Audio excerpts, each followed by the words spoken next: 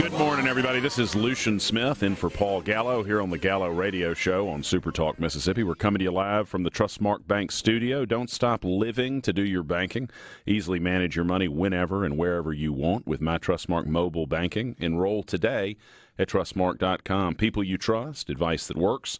Member FDIC. With us in studio is Douglas Carswell, the president and CEO of the Mississippi Center for Public Policy. Good morning, Douglas. Good morning, Lucian. Good morning, Mississippi. Well, thanks for taking the time to be with us. Know you've got a little bit going on with the legislative session. It's been a wonderful start to the session. We have had a super exciting week. Anyone interested in significant change to the education system in Mississippi, it has been a truly amazing week. And it's still only Thursday.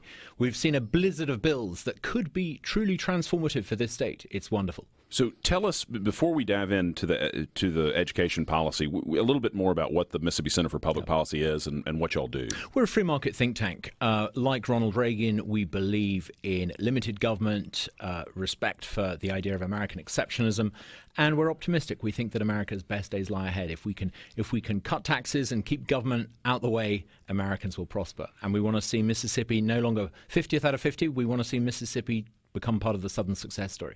So talk a little bit. I know this year education policy is a major focus of MCPP. So talk a little bit about what y'all are supportive of and what you've seen so far that you're happy to see get introduced. There are three really exciting bills in particular. One is on, and they're all incidentally introduced in the name of the chairman of the Education Committee, Rob Robson. They're all his work and Jason White's work. The first is something called the Inspire Bill, and this is an attempt to reform a really arcane system of school funding we've got in Mississippi. At the moment, we've got a sort of almost Soviet-type system where we fund the system rather than the students. And he's come up with this really interesting and bold proposal so that we can actually fund individual students based on their individual need. So it would be a personalized system. So every child would get amount depending on a number of weighted factors. Tennessee did it a couple of years ago. It's working really, really well there. It's really exciting to see Rob Robson come up with this proposal here.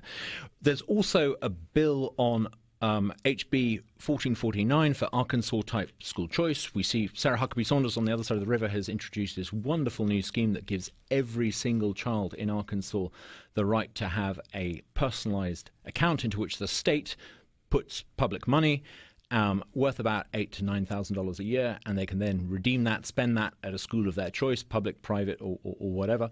There's a proposal to do that. It's the so-called Magnolia Scholarship Fund.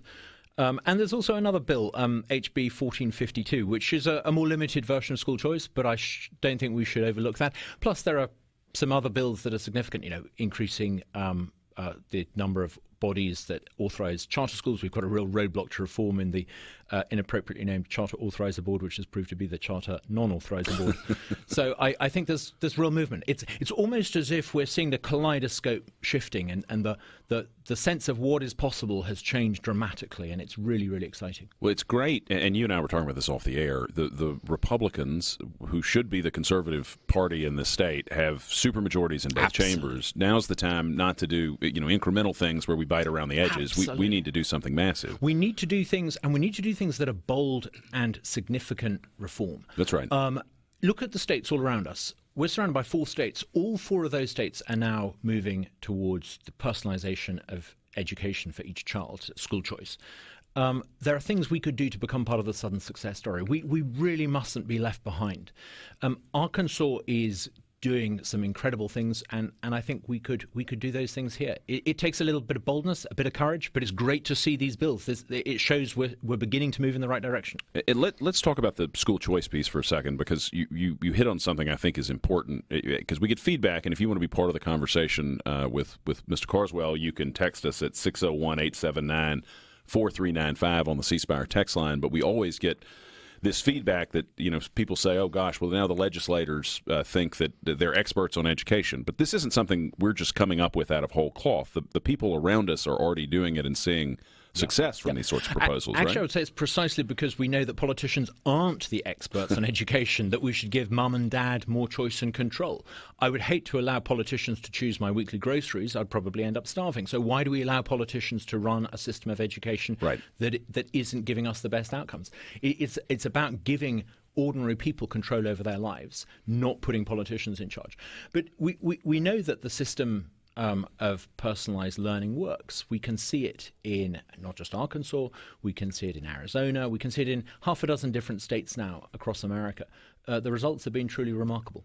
And and I think what's going on in Arkansas is a good example. I mean, Governor Huckabee has proposed massive changes there. I mean, it's not a little incremental thing. I mean, she's talked about universal school choice, and that's what they've passed, correct? Absolutely. And it's not just that. I mean, she's doing a whole bunch of things that is really making Arkansas a standout success. I recently saw a little clip of hers on social media where she was talking about her achievements in her first year in office. And I mean, she's doing some phenomenal things, so much so that there are now a record number of people leaving California and moving to Arkansas. That's something. It's wonderful. That would not have been a place I would have thought as a destination when I was a kid. That says something. It is truly remarkable, and we could do that here if we. I'm not suggesting we should aim to have large numbers of Californians come here, but I do, on a serious note, think that if we were to change the education system the way Arkansas has done, the way Alabama is looking to do, the way Tennessee is committed to doing, the way even Louisiana is now committed to doing, if we do that, we will transform the education system for the better in this state. Well, I hope we'll see that happen. Have y'all played a role in putting together that legislation, or more just providing facts for the legislature to consider as they put it together? I think this is very much Rob Robson and Jason White's thing. I think they're the driving force and the brains behind this. Certainly we will help, but I think this is actually change that is coming from the people whose names are on the bill. On the school funding piece, I mean, that's obviously been Mississippi law, I think, since 1997, and I believe it's been funded twice, maybe in 99 and then again in 2007, both not coincidentally election years. Talk a little bit, if you can, about the problems with the current MAEP formula and what a better funding structure would be. MAEP stands for Mississippi Adequate Education Funding Policy, and actually it's inappropriately named. It's a deeply inadequate system of funding. Why is it inadequate? It's inadequate, firstly, because it's hideously complex. There are only half a dozen people in Mississippi who truly understand it, and none of us can understand them when they explain it. It's also open to the charge that it's perennially underfunded, simply because by its very bureaucratic nature, it denominates an amount that ought to be spent. Any politician who fails to then meet that is then accused of underfunding it, despite the fact that under Republicans we've been putting record amounts into education. So it's inadequate in that sense. It's also fundamentally inadequate because it's really bad at putting money into the classroom. You look at the amounts of taxpayer money that have been put into public education through the MAEP, and they're just not getting into the classroom. Teacher pay is far lower than I think it should be. And I think this is because we're funding a Soviet-style system rather than funding students. The alternative that Rob Robson's come up with is for individualized amounts for every student, and it's weighted. So you can, and it's right that the legislature has a debate about this. Should you give people more for special needs or for living in a low-income neighborhood, or because they're particularly gifted, and if so, how much should that weighting be? And that's a conversation I think the legislature needs to have, and different politicians will have different views on that. But the point is that you end up with a personalized system. Back in 1997, we had clunky cell phones. Today, we have smartphones where we can choose the apps on them. The system of funding we have in Mississippi right now it's an analog system for a digital age, and we need a digital system for today. That is a great way to put it, and it's amazing to me that there's really no other area you can think of where the government tells you where you have to go. I mean, you're free to go to the gas station you want, the grocery store you want, whatever, any other consumer product, that's your choice. Of course. I mean, think about the absurdity if you could only shop in a grocery store if you lived in a particular zip code. Right. But I think it's also worth pointing out, and it's a really important point to get across, there will be some people who quite rightly are concerned that if you give people these freedoms, perhaps you would get people moving into certain districts. And I think you've got to say that actually it is possible for a school district that is full to actually say, I'm sorry, we're full and we can't take people from outside the district. And I think that's right and proper. You wouldn't foist people onto a private school without them being able to say we're full, and neither should you do that to school boards that are successful. Right. It's really about keeping the home school district from trapping students when they want to leave. And it's about getting good schools to students, not students to good schools. FDIC. Well, Douglas Carswell, the president and CEO of the Mississippi Center for Public Policy, is here. As some of you may have noticed, I don't think that's a Corinth accent that you have, Douglas. It's a Flowwood accent. Hey, we did have a listener that wants to know what his favorite tea is. And I said hot sweet tea in an English tea glass. It's now sweet tea. I've become Southern. I drink sweet tea with everything. When you that was one of the questions. What was your? How do you take your tea, and what's your go-to tea, or do you even drink tea? I now drink. While we're playing to stereotypes, I now drink far more sweet tea than English breakfast tea. Okay. I'm partial to the occasional cup of English breakfast tea, but I have sweet tea with pretty much everything now. Okay. And what about a full English breakfast? Your thoughts on a fry? No, really? No. I prefer waffles with fried chicken and syrup. All right, one last. His inner Belgian coming out. All right, one last question with regards to English food and drink, and then we'll get back to the important work of making Mississippi the best place it can be. Blood sausage, pro or con? I'd pass on that. Really? Yeah. I love blood sausage. Well, there are some things about the old country that I think need improving, and that's one of them. We were talking about all the good work that the Mississippi Center for Public Policy is doing in the education space, and one thing that you mentioned that we didn't get a chance to really delve into was charter schools. Yeah. So can you talk a little bit about what's been done since 2013 and what y'all are focused on or hoping that the legislature does? Charter schools are wonderful. They're really, really important, or they could be, if the authorizer board actually allowed more of them to exist. The charter authorizer board will tell you they've done a great job, but they've on average authorized one a year, and they've got an 80% rejection rate. Really? I think you have to ask some pretty tough questions as to why that might be. Now, the argument would probably be is the applicants aren't offering to create A-grade schools. Well, but that shouldn't be the choice. The alternative for many kids is to go to a good but not excellent charter school or go to what they've got at the moment. So I think the priorities of the Charter Authorizer Board have been way off and way out of line. The solution, I don't think, is to try to change the Authorizer Board. I think it's actually to create choice and competition, create alternative bodies such as universities that can authorize charter schools. And they do this in other states. If you're not good at your job, you should have the opportunity to go to someone else. So the Charter Authorizer Board needs competition, and I'm really pleased to see a number of bills proposing to do this in the legislature, and I hope some of them succeed. And these would be letting other people, just different entities, be able to authorize other than just the authorizer. Yeah, I think the real biggie in this are the universities. If universities get into the business of supporting and nurturing charter schools, that is a game changer. Yeah, well, it's certainly an entities you would think would be familiar with how to educate people. Yeah. I know. What are some of your other focuses this legislative session? I know we've talked a little bit about y'all's work in the health space. Yeah, I mean, healthcare. Mississippi just doesn't have a good system of healthcare if you measure it by health outcomes. And I think one of the reasons for this is because we've had laws for 30 years that have intentionally been anti-competitive. They've intentionally limited the number of healthcare providers. You have to ask some questions as to whose vested interests that might serve. Right. But why not get rid of those rules known as the Certificate of Need laws, the CON laws, appropriately named? Get rid of the CON laws and allow people to open new outpatient facilities or new diagnostic facilities without a permit. This isn't the Soviet Union. You shouldn't have to have a permit from a bureaucrat to provide something. For listeners who aren't as familiar with the Certificate of Need law, how does it work currently under Mississippi law, the Certificate of Need law? In 19 different areas of healthcare. If a current provider or someone wants to come along and expand provision, new provision, or even actually invest in a piece of equipment worth more than $1.5 million, which sounds a lot, but actually in healthcare is not a lot. Sure. If you want to do any of those things, you have to go to a group of bureaucrats and ask for their permission. And sitting on that board will be your direct would-be competitors if you were given permission. So unsurprisingly, you don't tend to get a lot of permits given for new entrants into the market. It's an entirely rigged cartel. We think this needs to change, and we think it's not just fair. We think actually if you changed it and allowed choice and competition, you would see lower healthcare costs. You would start to see all sorts of things done lower diagnostic services. Things suddenly, healthcare would become much more affordable in a way that it just isn't for many because people. of that the downward price pressure. Yeah. How does Mississippi compare to other states with regard to certificate of need laws? There are about 100 million Americans who live in states with no certificate of need laws at all, and they are almost all better off in terms of health outcomes than we are. There are a number of states that do. About 20-something states have some form of certificate of need law, but often they're very, very limited. Mississippi is one of the worst for having it covering so many different areas, 19 different areas of healthcare. I'll give you one absurd example. Politicians will tell you they're worried about mental health services. Well, okay, so why do we have certificate of need restrictions on psychiatric services?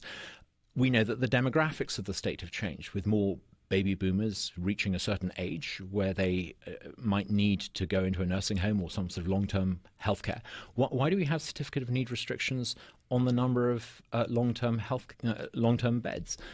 It's things like that that just aren't working for the state. If we can get rid of these intentionally restrictive laws, the sky's not going to fall in. The existing hospitals are not going to fold as a result, but ordinary Mississippians might actually get better healthcare. I assume that the current healthcare providers, the people who have certificates of need in those 19 areas, are not supportive of this reform. Of course. Like taxi drivers when Uber comes along, they don't want the competition. If you have a permit that says only you can provide diagnostic services or home health services or whatever it is, you don't want someone else to come along without a permit and start to provide those services. But, I think we can all understand that if you said Uber couldn't operate in a city because you had to use existing taxis, it wouldn't be great for people who need to get around. Right. Why do we allow the vested interests who have the permits to keep out the competition that would serve all of us? What sort of reaction have you all gotten from legislators as you all have talked about this? What's been absolutely fascinating, we've been pushing for this for a decade and got absolutely nowhere. But what is absolutely extraordinary is with the new speaker and the new people in charge of the different committees, suddenly there are half a dozen different bills out there. And there's a real sense that actually we could address this. I think there's also a realization that if you don't do these things, the only thing left on the table is federal dollars through Medicaid expansion. Right. So you have to, if you don't want to expand Medicaid, you have to get serious about freeing up the health economy. And that's a great transition, Douglas.